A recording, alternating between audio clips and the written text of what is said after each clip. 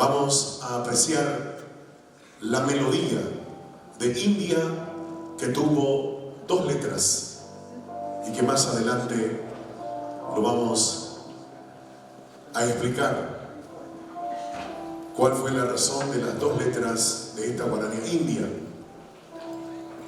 De José Asunción Flores vamos a apreciar a continuación con la Orquesta de Cámara de la Sociedad Filarmónica de Pedro Juan Caballero, bajo la dirección de la maestra Talita Solís, India.